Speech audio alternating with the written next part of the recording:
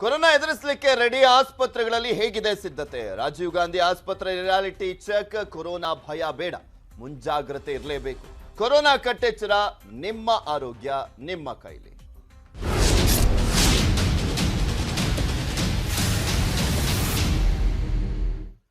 ರಾಜ್ಯ ಮತ್ತು ದೇಶದಲ್ಲಿ ಕೊರೋನಾ ಆರ್ಭಟ ಇಲ್ಲ.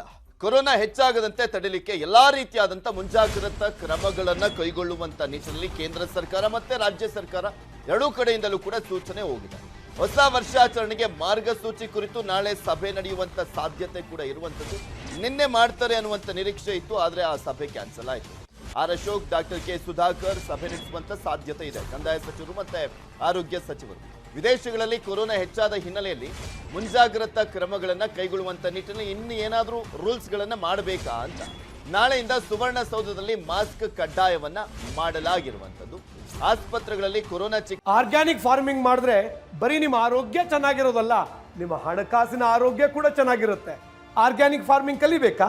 ಫ್ರೀಡಮ್ ಆಪ್ ಅನ್ನ ಈಗಲೇ ಡೌನ್ಲೋಡ್ ಮಾಡಿ. ಚಿಕಿತ್ಸೆಗೆ ಸಕಲ ಸಿದ್ಧತೆಯನ್ನು ಮಾಡಿಕೊಳ್ಳಲಾಗಿದೆ.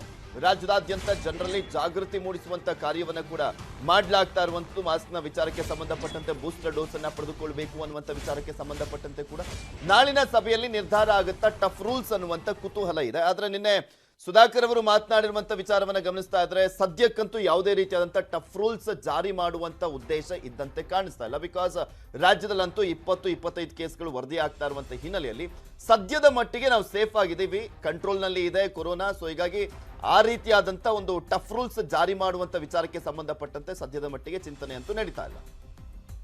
ಸ್ಥಿತಿ ಬೆಂಗಳೂರಿನಲ್ಲೂ ಕೂಡ ಇಲ್ಲ. ನಾವು ಆತಂಕ ಪಡುವಂತ ಒಂದು ಸ್ಥಿತಿ ಬೆಂಗಳೂರಿನಲ್ಲಿ ಕೂಡ ಈಗ ನಿರ್ಮಾಣ ಆಗಿಲ್ಲ.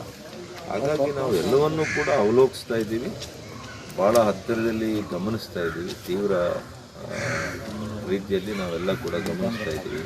ಯಾವ ಸಂದರ್ಭದಲ್ಲಿ ಏನು ನಿರ್ಣಯ ತೆಗೆದುಕೋಬೇಕು, ಖಂಡಿತವಾಗಿ ರಾಜ್ಯದ ಜನರ ಆರೋಗ್ಯದ ಹಿತದೃಷ್ಟಿಯಿಂದ ನಾವು ತೆಗೆದುಕೊಳ್ತೀವಿ. ನೋಡೋಣ, ಈಗ ಸ್ವಲ್ಪ ಒಂದು 3-4 ದಿವಸ ಟೈಮ್ ಕೊಡಿ, ನೋಡೋಣ ಯಾವ ರೀತಿ ಸ್ಥಿತಿಗತಿಗಳು ಬದಲಾವಣೆ ಆಗ್ತದೆ ನಮ್ಮ ದೇಶದಲ್ಲಿ ಅನ್ನೋದು ಕೂಡ ಅದರ ಬಗ್ಗೆ ನಿಗಾ ಇಟ್ಟಿದ್ದೀವಿ. ಸರ್ಕಾರದ ಸೂಚನೆಯಂತೆ ಆಸ್ಪತ್ರೆಗಳಲ್ಲಿ ಎಲ್ಲ ಸಿದ್ಧತೆಯನ್ನು ಮಾಡಿಕೊಳ್ಳಲಾಗ್ತದೆ. ರಾಜೀವ್ ಗಾಂಧಿ ಎದೆ ರೋಗಗಳ ಸಂಸ್ಥೆಯಲ್ಲಿ ಪ್ರತ್ಯೇಕ ವಾರ್ಡ್ ಅನ್ನು ಕೂಡ ಮಾಡಲಾಗಿದೆ. ಕೋವಿಡ್ ಸೋಂಕಿತರಿಗೆ ಚಿಕಿತ್ಸೆಗೆ 180 ಬೆಡ್ಗಳನ್ನ ರೆಡಿ ಮಾಡಲಾಗಿದೆ. ಸಾರಿ ಆರ್ ILI ಸಮಸ್ಯೆ ಇದ್ದಂಥವರಿಗೆ ಪ್ರತ್ಯೇಕ ವಾರ್ಡ್ ವ್ಯವಸ್ಥೆಯನ್ನ ಕೂಡ ಮಾಡಲಾಗಿದೆ. ವೆಂಟಿಲೇಟರ್ ಸೇರಿದಂತೆ ಸೋಂಕಿತರಿಗೆ ಸಕಲ ವ್ಯವಸ್ಥೆಯನ್ನ ಮಾಡಲಾಗಿರುವಂಥದ್ದು. ಎಷ್ಟೇ ಕ್ರಿಟಿಕಲ್ ಪೇಷಂಟ್ಗಳು ಬಂದರೂ ಕೂಡ ಚಿಕಿತ್ಸೆಗೆ ವ್ಯವಸ್ಥೆಯನ್ನ ಮಾಡಿಕೊಳ್ಳಲಾಗಿದೆ.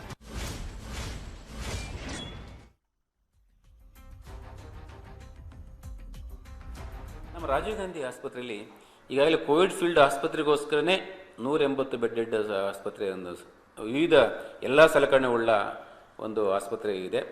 ಇದಾಗಲೇ ಹೋದ ವರ್ಷ ಏಪ್ರಿಲ್ 22 ಆಗಲೇ ಕಾರ್ಯನಿರ್ವಹಿಸ್ತದೆ. ಇದರಲ್ಲಿ ಆಗಲೇ 28 ಬೆಡ್ ICU ಇದೆ.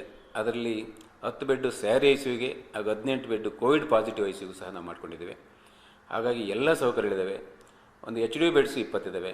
ಹಾಗಾಗಿ ಟೋಟಲ್ ನಾವು ಎಲ್ಲ ಸನ್ನದ್ಧರಾಗಿದ್ದೇವೆ, ಯಾವುದಕ್ಕೂ ಭಯಪಡೋ ಅವಶ್ಯಕತೆ ಇಲ್ಲ. ನಮ್ಮಲ್ಲಿ ಹೆಲ್ತ್ ಕೇರ್ ವರ್ಕರ್ಸ್ ಆಗಲಿ ಎಲ್ಲ ಪ್ರಿಪ್ರೇಷನ್ ಮಾಡ್ಕೊಂಡಿದ್ದೇವೆ.